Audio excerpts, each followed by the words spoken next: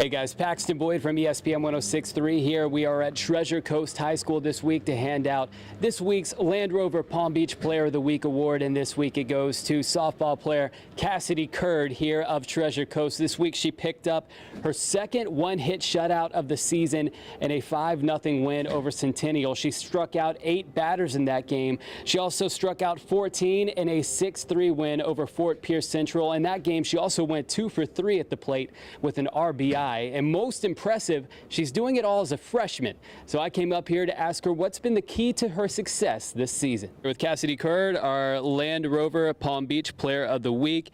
And Cassidy, you are off to an outstanding season. Just found out you're doing it all as a freshman. Didn't realize you were that young. So what do you think it is that allows you to have such success this early in your career?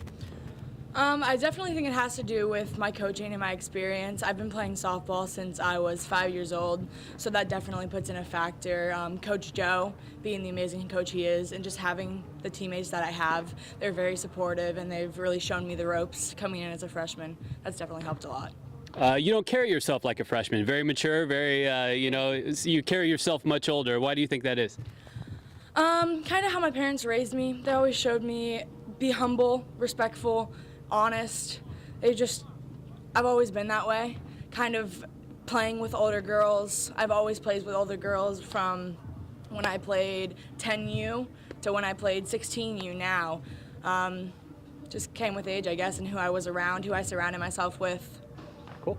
All right, looking at your stats here, you picked up your second one-hit shutout of the year. You struck out 8 in a 5-0 shutout over St. Lucie West Centennial. Take me through that game. What do you think it was that allowed you to be so successful, and why were you in the zone that game? Well, I start my game off like I normally do. Warm-ups were just feeling great.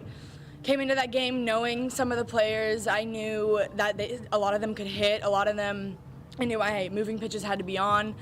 I knew that if I missed a spot, they would definitely make contact, so I was really just trying to keep it away from them. Just adjusting to the batters, knowing if they swung and missed, what that pitch did and what that pitch moved, what that velocity was, and trying to maintain that velocity through a 7-inning game was pretty challenging. How do you manage when you're going against your friends, people that you know? I'm sure it's all business on the field and those competitive juices kick in. Yeah. But what's that like when you're staring down the plate someone that you know?